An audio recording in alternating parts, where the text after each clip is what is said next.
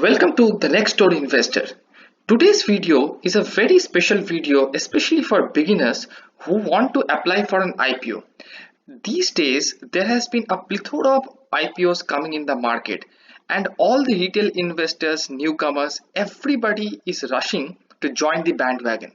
So today's video will describe what IPO is, the IPO application process, the motive behind an IPO, how the investors, the retail investors like us, the qualified institutional buyers, the big shots, how they apply for an IPO. At the end, as a retailer, we'll see how to apply for an IPO using online net banking from SBI and through Zerodha using the UPI method.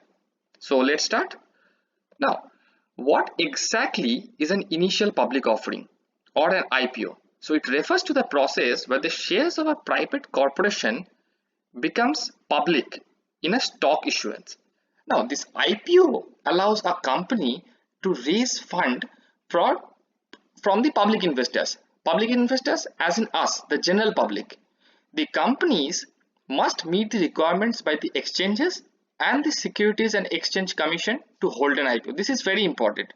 There are certain norms before a private company gets listed as issues its share for public, right? Now the company hires investment banks to market, gauge the demand, set the IPO date, and so on and so forth. Why do they do this? Because there's a right time for everything. The companies see which is the best time when they should go for the IPO. See, when the company applies for an IPO, their motive is very clear. They want to accumulate some money, or it serves as an exit strategy basically for the company's founders and early investors, the promoters, so they realize the full profit from their private investment. Now let's understand this. So when a company starts, there are promoters, there are people who has invested and shown faith in this company. After a certain period of time, they want to release their stake, they want to reduce their stake, get some money, and they move out of to better opportunities or something. Okay, so this is why IPOs come up mostly. There are other reasons for an IPO, like when the company wants to reduce its debt, it wants to expand its business. Okay, so investing in IPOs can be very smart move if you're an informed investor, but every IPO is not a great opportunity. Before applying into an IPO, we should never rush. We should understand what the company does, what's the motive of the company, and the future prospects, right? So let's look at a basic history of IPOs. So this IPO, this buzzword was on Wall Street as in the New York Stock Exchange, okay, for a long period of time. The Dutch people, they are credited with conducting the first modern IPO by offering shares of the Dutch East India Company to the general public. Now, many of us know that the share market, the economy saw a great slump in 2008, the financial crisis period. After that, the IPOs ground to a halt. As we discussed a little earlier, that what is the right time for an IPO? Obviously, when the market conditions are not good, when the public is not having sufficient faith in the share market, that's definitely a not good time for a company to release an IPO or go public. Most recently though, there has been a lot of IPOs continuously. As per the latest news, probably the IPO approval time is the it's the smallest period of time IPOs are getting approved. Okay, that's mostly because the unicorn companies are coming up. As we saw a few days back, the Zomato IPO came and its valuation increased a lot, right? Next, let's see how the IPO process goes.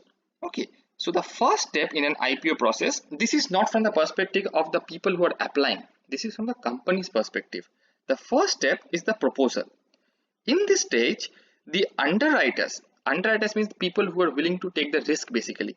The underwriters, they present the proposals and valuations, discussing their services, the best type of security to issue, the offer price, the amount of shares, and the estimated time frame for the market offering.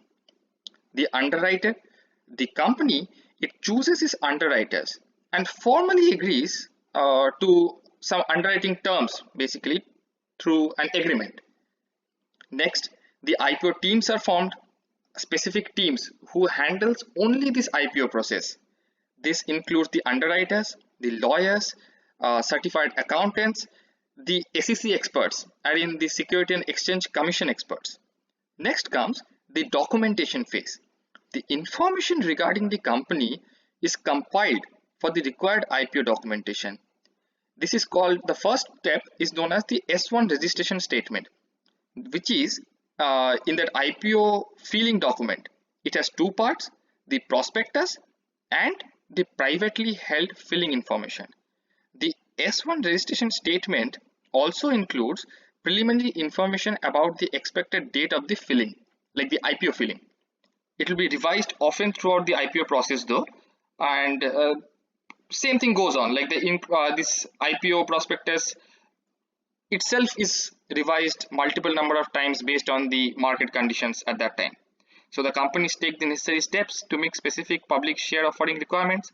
They must adhere to both the exchange listing requirements and the SEC requirements for going public. So the next step is the board and process. What do you understand by this? They form a board of directors and ensure the processes for reporting auditable financial and accounting information every quarter. Next comes the the shares issue, right? The main IPO part. So the company issues its shares on an IPO date. There is a particular date. I'll come to that later. We'll see that in the red herring prospectus. So this capital from the primary issuance to shareholders is received as cash, and they are recorded as stockholders' equity on the balance sheet of the company. Subsequently, the balance sheet share values becomes dependent on the company's shareholder equity per share valuation very comprehensively. Post the IPO, some post IPO provisions may be instituted. This is optional though. The underwriters may have a specified time frame to buy an additional number of shares after the initial public offering. Meanwhile, certain investors may be subjected to quiet periods. Next, the purpose of an IPO. This is very important. An IPO is essentially a fundraising method used by large companies in which the company sells its shares to the public for the first time. That's why the name, initial public offering. So the shares are coming for the public for the very first time, right? Once the IPO is launched, the shares of the company can be traded on a stock exchange like the BSE or NSE, as in case for Indians. Some of the main motivations for undertaking an IPO include raising capital from sale of the shares, as I already told you, providing liquidity to company founders and early investors. This also we have already discussed, and taking advantage of a higher valuation. Same, the example for Zomato, like the way their valuation increased suddenly because there was huge demand at that time and the market was booming at that time. Next, as I was saying, this is a very important part of an IPO and all the serious investors need to look through this. This is known as the DHRP or the draft red herring prospectus. Now what this red herring prospectus contains? It contains the promoter's expenses, the balance sheet, the net proceeds of the company, the copy of the underwriting document which I told you earlier, the legal opinion of the listings, details such as the name and address of the underwriters, stockholders who possess 10% or more than the currently outstanding stock. Same way, a few days back the IPO for Nazara Technologies came. So there, from here only people came to know that Rakesh Jhunjhunwala holds a substantial amount of share in that company. That's why the demand was very high for. It was somewhere around 175 ratio for the retail investors, as far as I remember, right? You can do the back check. This is the IPO application process. So my bad that it's written as PRECESS. My apologies for that. So this IPO application process, this is we, the investors, how do we approach for an IPO? So when a subscriber or an investor, they want to apply for an IPO, they visit the broker on the intermediary, right? through which the IPO can be applied. So the subscriber fills the form, submits the UPI ID as payment option. So this UPI ID thing, this is I'll show you later how do we apply for an IPO using Zerodha. That way we can we have to use the UPI ID, or else we can directly go through the banks. We'll come to that later. So the subscriber receives a block mandate request on the app. This app can be any UPI based app like Bheem, PhonePe, GPay. Now the subscriber enters the PIN and the amount gets blocked in the subscriber's account. After a few days, when the results of the IPO allotment comes, there can be three possibilities. First, there can be full allotment. All the shares you have applied for, you get that. So the funds will be debited from your bank account. Next can be partial allotment. Not all the shares you applied for has been allotted to you. So you receive a chunk or a part of those shares. Next, no allotment. Unfortunately, for high demand IPOs, this is the case with most of the investors.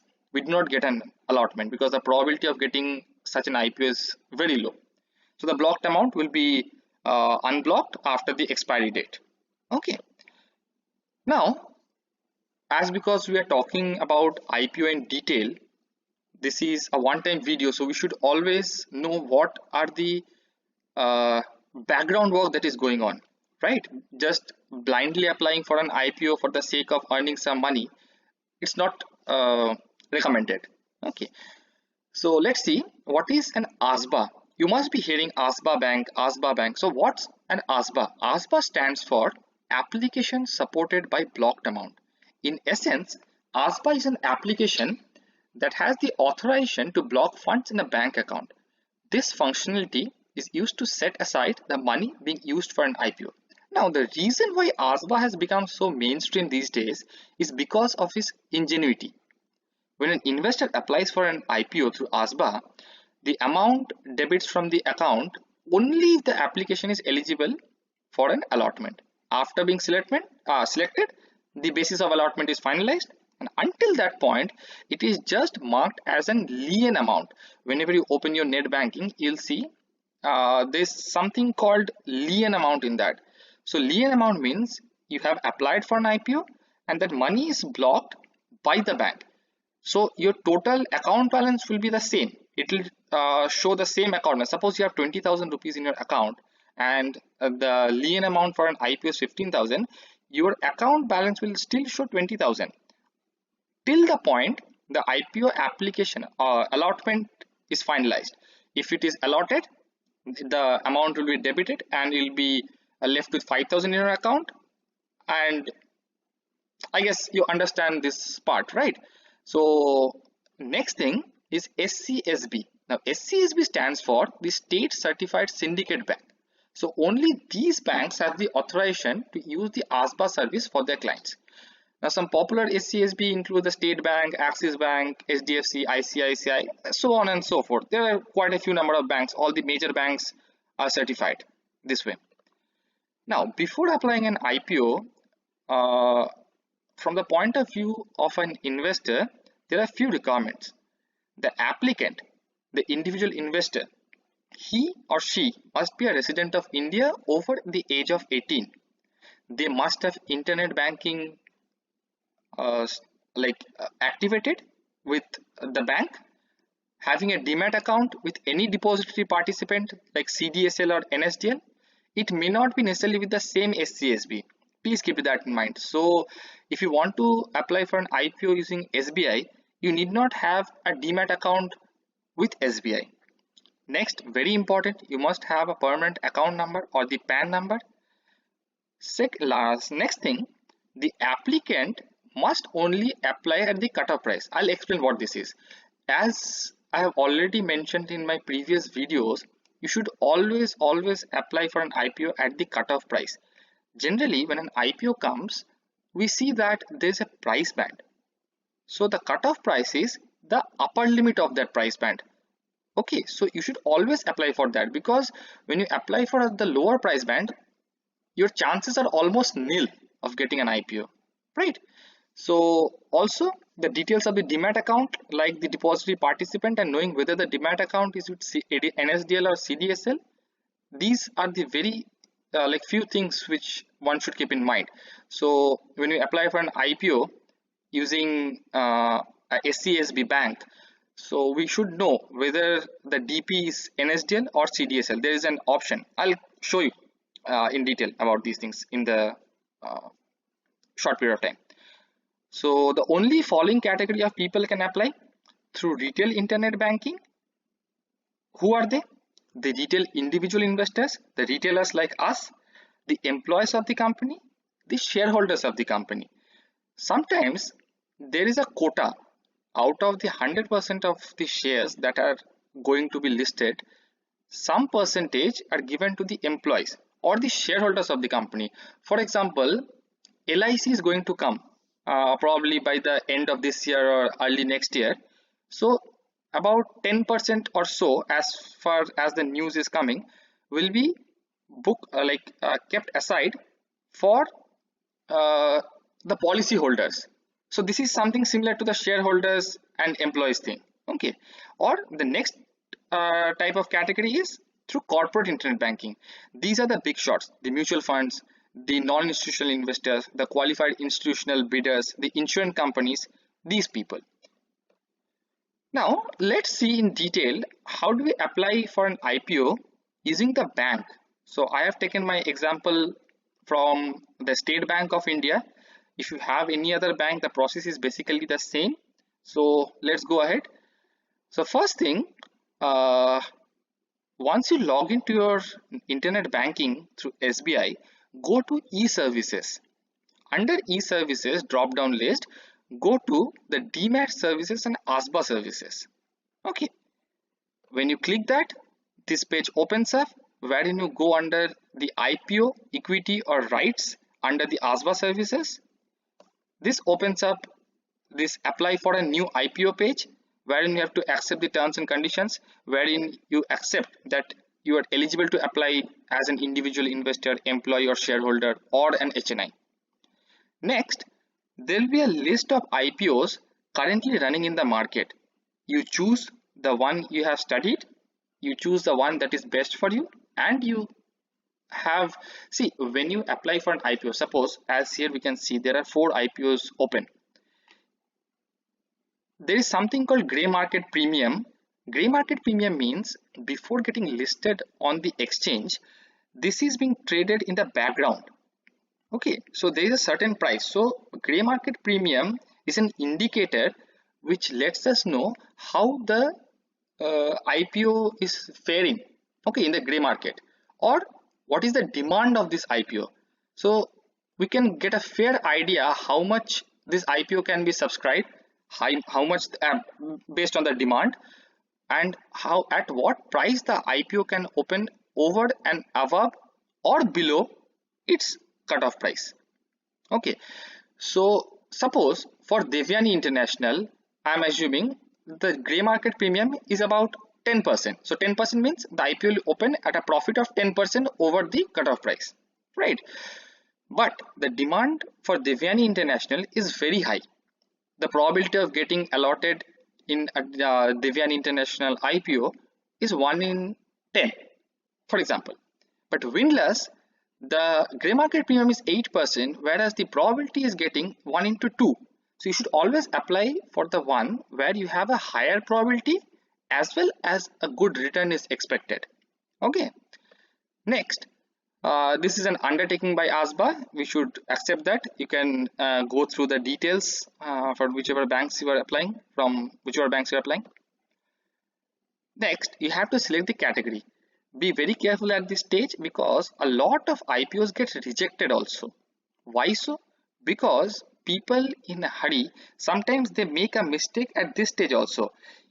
If you are not an employee, you apply as an individual, which mostly we do as retail investors. This is the retail investor quota. So you should always apply for individual quota, unless and otherwise you are an employee of that company and you want to enjoy that benefit. Next, this page opens up. Here we have to fill the detail, but before filling up the detail, we have to select the registered applicant name. Now, when you click the registered applicant name, this window pops up, wherein you have to select your nickname. Now, if we have not registered for this, Just below this registered applicant's name, you can see that there is a place where you can add. So you add your PAN number, you add your depository, NSDL or CDSL, and your DP number. So the Demat partner, so depository participant number, it's a 16-digit number you have to enter. Once you do that, we can go ahead and fill the details. So always click the cutoff price. So the cutoff price is the upper price band, as I already told you. The quantity should always be in the multiples of the bid quantity. Okay, so as you see on the top, we have the minimum bid quantity as 165. So here, if somebody is applying for one lot, they should apply for 165. For retail investors, maximum amount you can apply for is 2 lakhs or less. Beyond that, it comes under the HNI and QIB quota. Okay. Once you do that, you have to confirm. You check the details for one final time and press confirm. Once you do that, you'll get an OTP in your registered mobile ID that is connected with your online net banking. You enter the OTP. That's it. You're good to go. You'll have an acknowledgement. You can have you can save that file as a document for reference, and you're good to go. This amount will be blocked as a latent amount for the said period till the IPO allotment is done. Next, we'll see how do we apply through Zerodha. Whoever has a Zerodha account, these details are already available in the console. Okay, so when you go to the console, select IPO in the portfolio menu. Once you do that, same way as in the banks, you'll see the list of IPOs which are open. For example, you select India Mart, you go for bid. As in this snip, we can see that edit bid, which means somebody has already applied for this IPO. If you want to modify your bid, you can do that, or you can go for a fresh bid. Once you open that, you have to place your UPI ID. Now, the UPI ID is checked to confirm its validity. However, the broker, they will not be able to check the details of the bank account mapped to the UPI ID. So for example, when you open Zerodha or any other account, Demat account, you will be asked to supply a bank account detail. Make sure the UPI ID you are placing should be from the same bank account. Okay, it's linked to the same bank account, because the IPO application is liable to get rejected if the person who is applying is different from the one whose bank account is used to apply. The rest of the process is pretty much the same. You go for the cutoff price, which automatically picks up the higher price band. You place the quantity, you accept the terms and conditions, and you press submit. Next step, the details. You can see all the details. You select the type of investors. As we can see, as I already told you, we select for the individual investor for retailers. On the left side, it's a very good thing in Zerodha as well. Directly you can see the red herring prospectus and the subscription data here itself. Other than that, if you want to check how much subscription is done, see, as far as my point of view, I always apply for an IPO on the very last day. Generally, we have a window of 3 days, unless and until an IPO starts on Friday, then it goes on till Tuesday, although you cannot apply on Saturdays and Sundays. So in that case, always apply on the very last day, so that you get a fair idea how the IPO is faring in the gray market and what is its demand. Okay, so for that, the best site I follow is Chittorgarh. So you can check the details pretty well there. All the details of the company, including the red herring prospectus and the live subscription data, is there. So the subscription goes on till 5 p.m. For any IPO. Next, once we have completed all the above boxes, we take the checkbox and we submit. Now, once you do that, after a certain period of time, don't get nervous if you don't get the mandate request immediately. It will come. It takes, sometimes it takes a few like some time to being shown on your mobile. So once you get that, place accept, proceed, or whatever way your UPI partner shows. Like when you go for Phone Pay or Google Pay, you just press accept and that amount. So this means that you are authorizing the UPI partner to block that amount, okay, on behalf of your bank. So once you do that, that amount is blocked from your account. That's it. So at the end of the day, subscription, you'll receive an SMS from the exchange that your exchange confirmation of your application. This doesn't mean you have been allotted. This just means you have successfully applied for an IPO. Meanwhile, if you want to check, you can pretty well go to the IPO page or see whatever latest bids you have applied, right? The last thing, the ASBA cutoff time. This data, people mostly are not aware of this data. So sometimes they try to apply for an IPO on the last day and they say that I couldn't apply from the bank. This is because each bank, each SCSB has its own cutoff time. For example, State Bank of India, the cutoff time is 2 p.m. on the last day of application. Beyond 2 p.m. you cannot apply through internet banking, but you can apply through UPI, right? But it's better to apply well before time because the mandate sometimes takes a lot of time to appear on your mobile, right?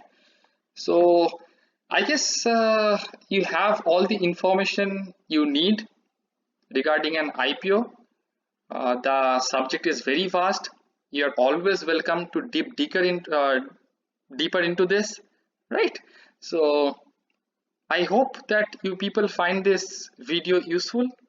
Please do like, share and subscribe if you found that useful. Until next time, goodbye.